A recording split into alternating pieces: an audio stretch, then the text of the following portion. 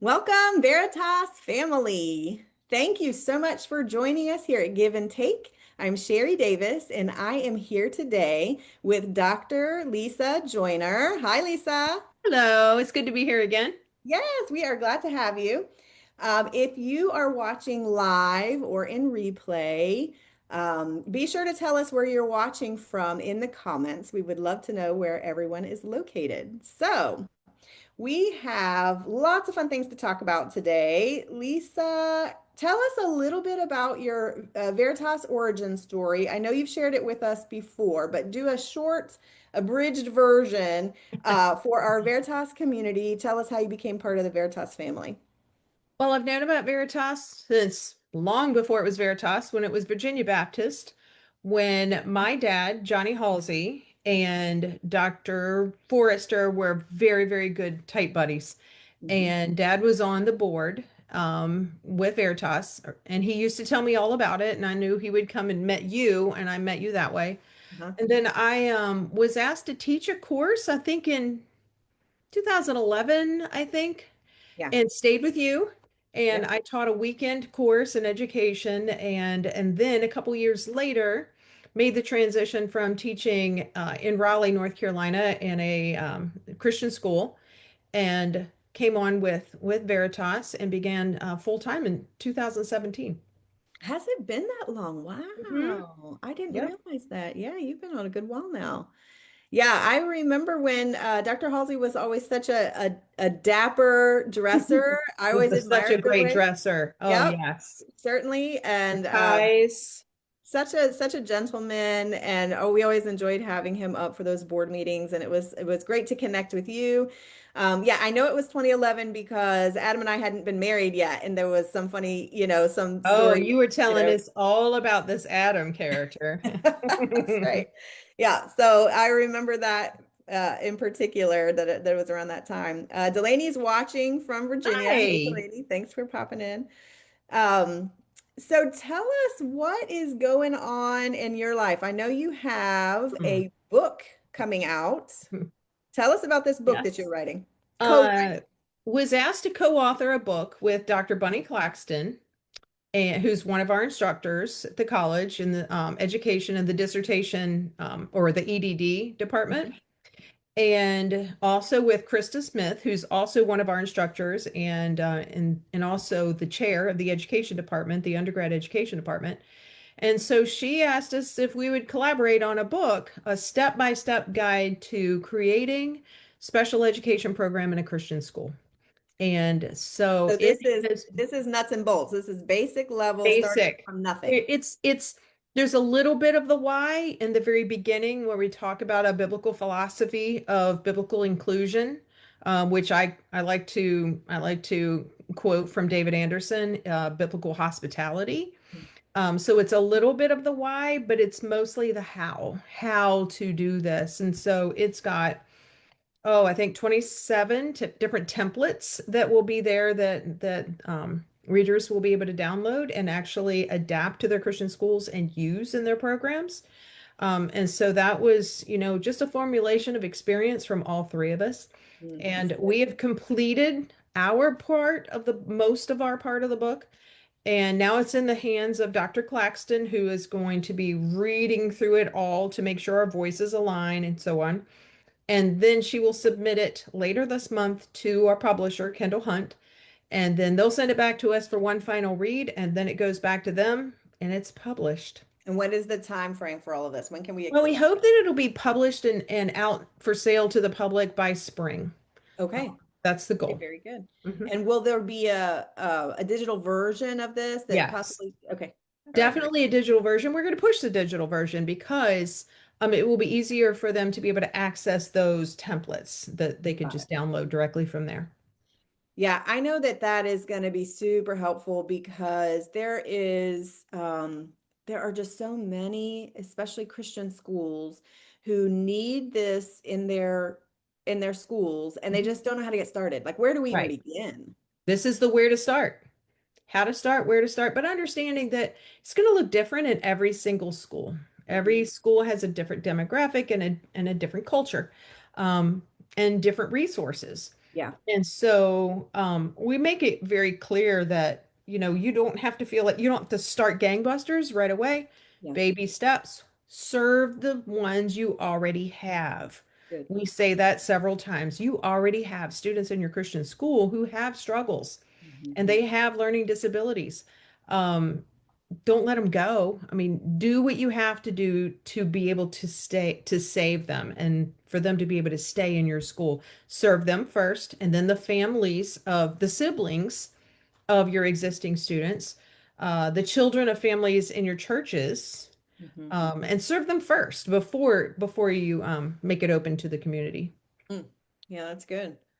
Yeah, well, I'm excited for you. Whenever we as a team got told that you guys were going to be co-authoring a book together, and Dr. Lester and Bunny have written a Yeah. book as well. It's Mhm. exciting to see Veritas come on the scene there, Yeah. and we will be sure to keep everyone posted when this book goes live. We'll be sure to drop the link here.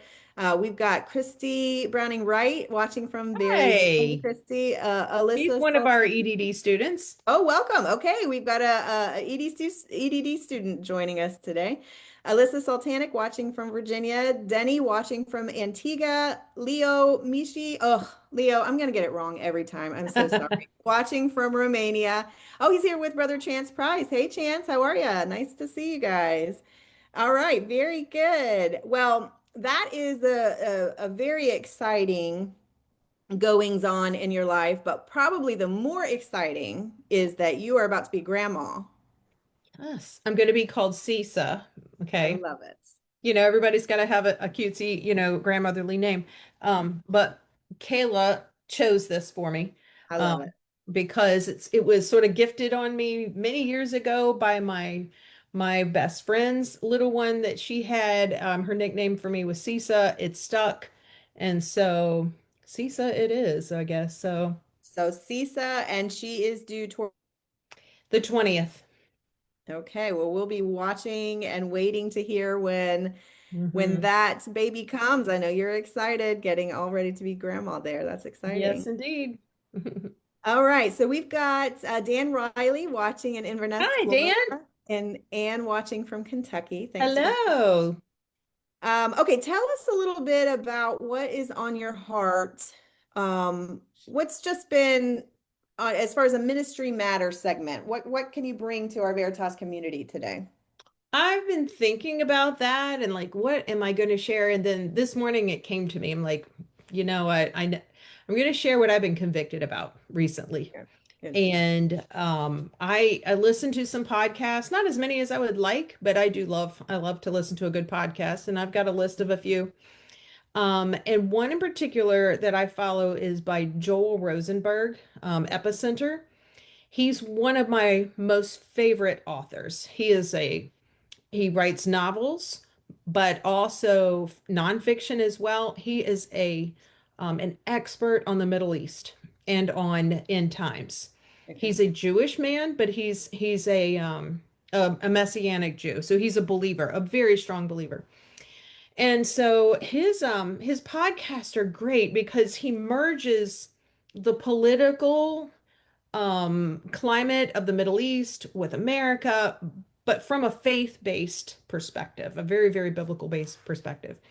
And so he's been giving a lot of the background about the conflict, in Gaza, and um, in the Muslim community there.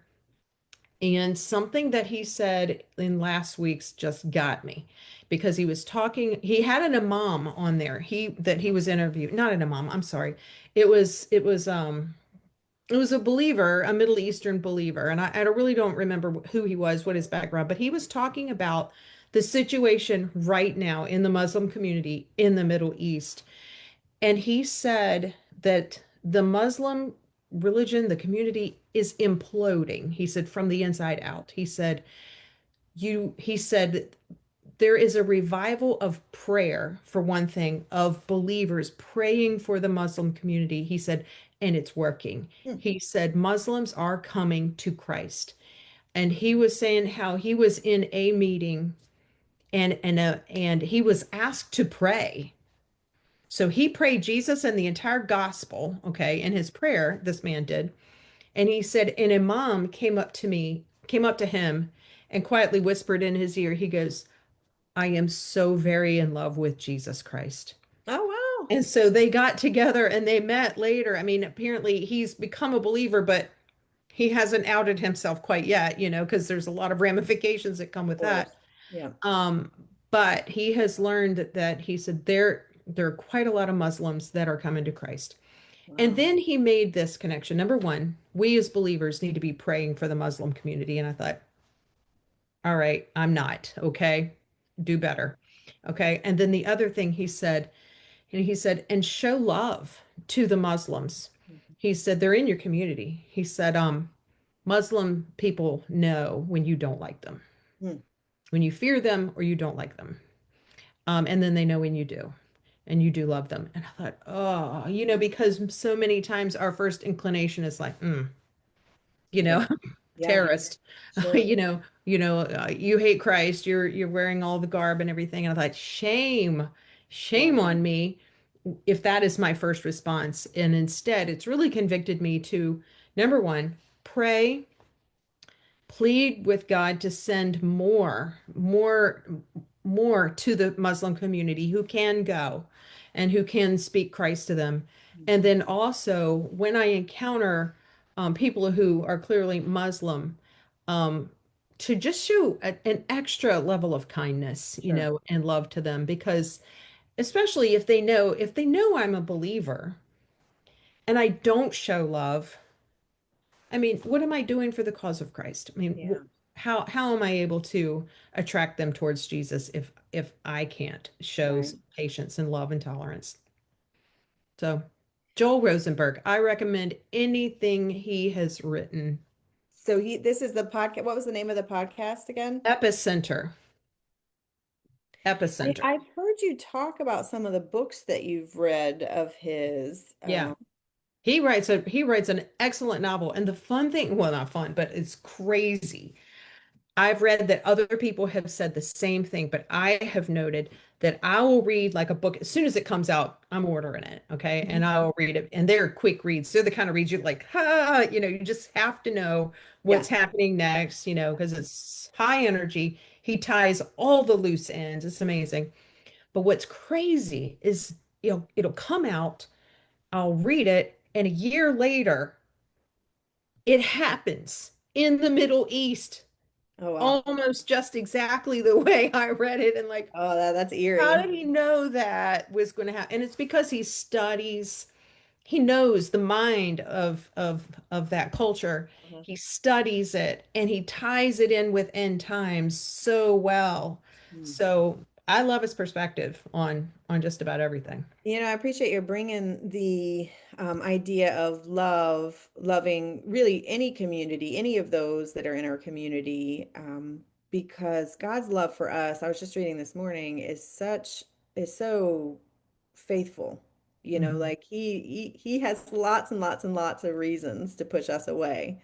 Yeah. We give him all the fodder. We give him all the reasons to push us away, and he doesn't. And so for us, we are obligated. We have been forgiven of so much and are the recipient of so much faithful love that the least we can do is Yeah. be kind to those who Yeah. are around us, to be a good testimony, to be able to hopefully show them the direction of Christ. Right.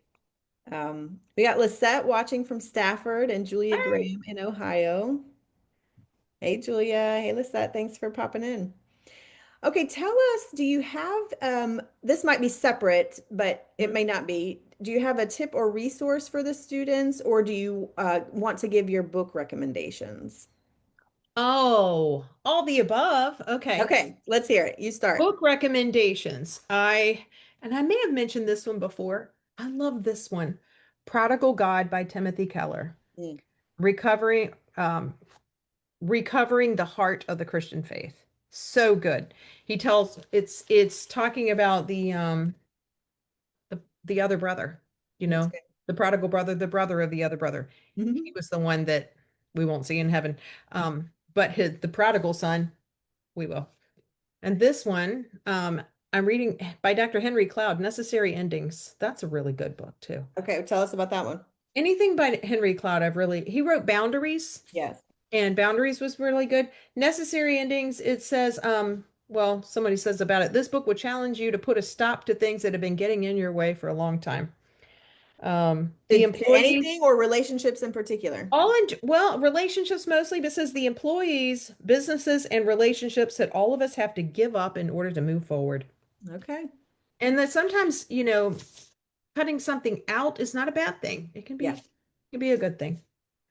And moving on. I think And it's then another I one, think it's a very good skill to learn when to cut something out. how I to think it's do important. it appropriately. Exact specific strategies. He says, Publishers Weekly said, through specific strategies for ending things well, Mm, Cloud advocates for powerful personal changes and will give many readers the fresh start they crave. It's ending things well. Sometimes you do have to move on, change a yeah. job, change a church, a Well, new it's neighborhood. it have you ever sat through a presentation? And I know this is going to be a very narrow view of this book, but a presentation or a sermon or something that doesn't end well. Like it just something gets distracted or they go on a tangent or something and then Yes. you really have to bring your mind back to It's the like you main. lost me. Yeah, yeah. Recently I was in one like that. Yeah, and I feel like this is a really appropriate Yeah. you need to have a really great impactful ending. And so not only for your presentations, but even Yeah. in certain circumstances in our lives. Like tie it up. Yeah. Ask the Lord to get just the right Yeah. strategy and always with kindness and love and but respecting boundaries and things like that. But it is important that part is very important. And people don't want to hurt feelings like, some people stay in a job too long Sure. when they should have moved on, but it's fear of hurting someone's feelings. Right. And he makes this point. There is a difference between hurting someone and harming someone. Mm, that's good. And we can harm them by not being willing to hurt them. Hmm. If we tell the truth sometimes to someone, that can be hurtful. It can hurt them, Yeah. but will it harm them? For instance, and we can spiritualize this all day long because in our culture gets very angry when you tell them that they're living in sin, that what they're doing is wrong. Right. Okay. Their lifestyle is wrong. So they are hurt by that, Hmm. but they're not harmed by it. They're harmed if you don't tell them. Yeah. So it's wrong not to tell them that that their way they're living is wrong and that it's sin and you're separated from God. No one wants to hear that. I tie that in with, my story of cancer. I've had cancer twice. And hearing the word cancer was very hurtful. I hated Hmm. hearing that word. But what if my doctor had wanted to be kind to me, didn't want to hurt me, so didn't tell me I had cancer? I would have been harmed. Yeah, I that's would right. have died, you know? And so It's a it's just really good I thought analogy. it was a really good insight into talking about the difference between hurt and harm and having the courage to sometimes say something that might hurt Yeah, and and that's not a harm. really good kind of barometer even to be able to know, is this worth it? Should I do this? At what point is my keeping silent harming someone? Right. And it all ties back into love. I love you too much to allow this to continue happening. I Right. love you too much, so I'm going to share this information with you. Or I love Yeah. you too much. Dan Riley says hurt versus harm. He says good stuff, exclamation point. So thanks for popping in there, Dan. Um, yeah, that's really good. I think that's a really good analogy to bring it back to something very personal to you. Garen Endicott is watching from Alabama. Hey, Garen. Hi, Garen. Man, it's been a long time. I follow you on Facebook, buddy, so I see what you're up to. She stalks your page. Don't worry about it. Okay, do you have a favorite leadership quote that you like? My dad, I looked this up. My dad used to say one, and I looked it up, and apparently it's not a thing. So it must have just come from him. But I found one so very, very close to it that I think he must have gotten it from Abraham Lincoln. I like Okay. this one. It says, give me 6 hours to chop down a tree. and I will spend the first four sharpening the axe. Mm, that's Because good. Dad used to make the point, he used to say the huntsman is never wasting time sharpening his axe. Good. And I think the time that we spend preparing Yeah. for our work, for our ministry, for anything is not wasted. Right. And I bring that down to you had asked about maybe some tips and so on. One of my biggest tips for students is organization. Yeah. Be organized. Get a good calendar and look at it every day throughout the day. Yeah. Okay. Organize your office space. Um, Organize your life, what you do every day. I used to tell younger kids I used to work with kids who had special needs. And when I say special needs, not just special ed, but kids with dyslexia and ADHD and so on. And they thought that everybody else was smarter than they were. And I said, that's not true, actually. The smartest or the kids that get the best grades in the class are the most organized kids in the class. They're the ones that know where their books are. Mm, They're the ones that bring their homework in, it doesn't get lost. They're the yeah. ones that write down all the assignments. They're the ones that take their notes home so that they can study them. I said, when you're disorganized, you don't have those things, you don't have the tools. And then that's the same, in college, when you're organized and you keep up with those things on a calendar, you're not going to be turning things in late, which impacts your grade.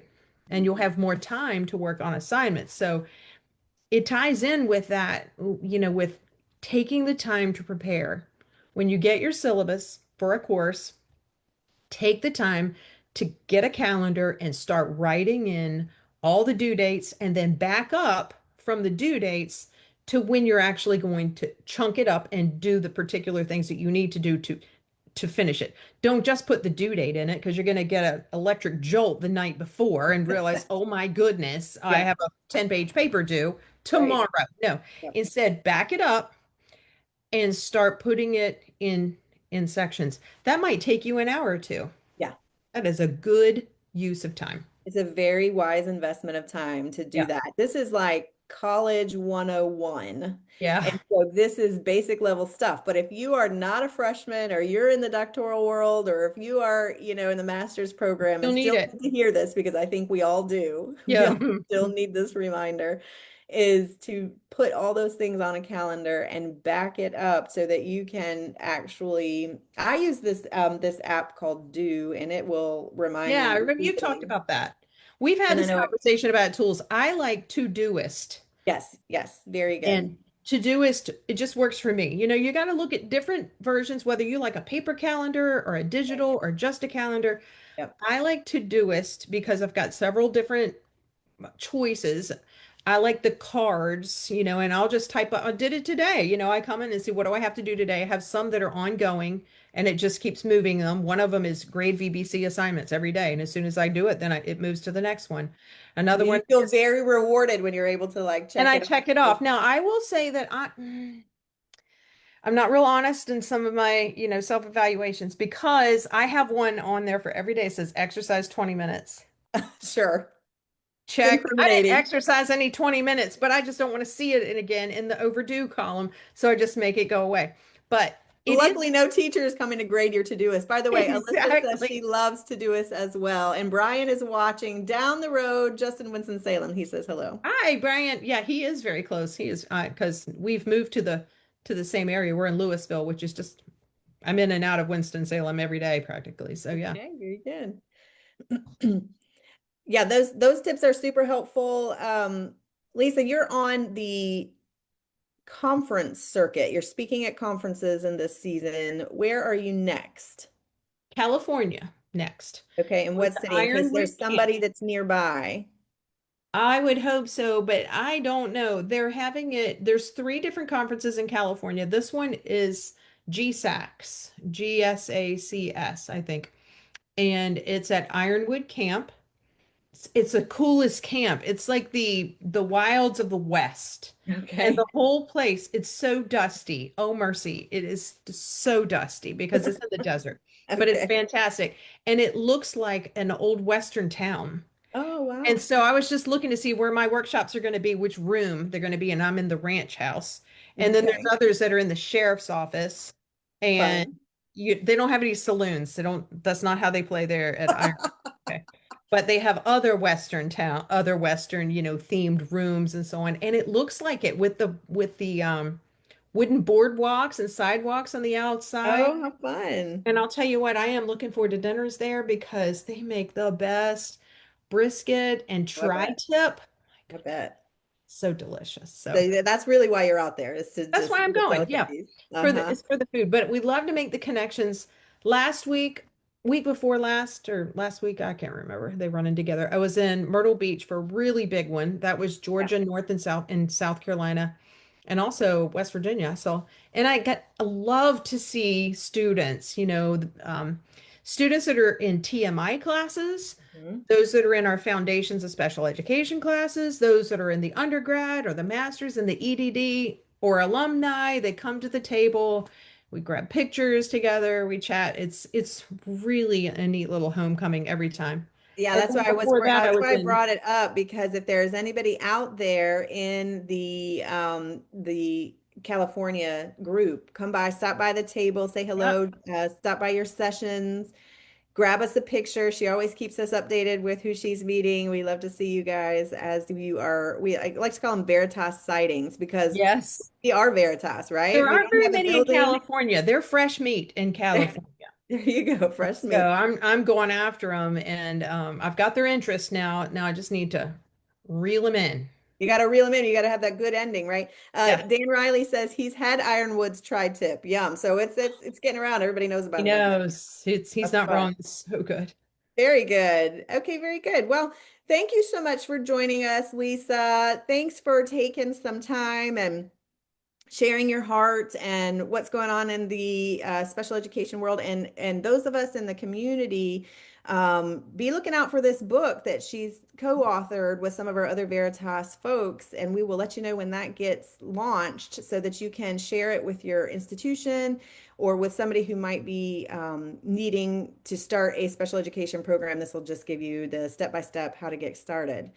Those of you who are taking classes, and we have our Module B starting up here soon, and we'd love to have you join us. Message us if you have any questions, if you need to level up. Maybe you're in a bachelor's program, need to get to a master's, or master's into a doctoral program.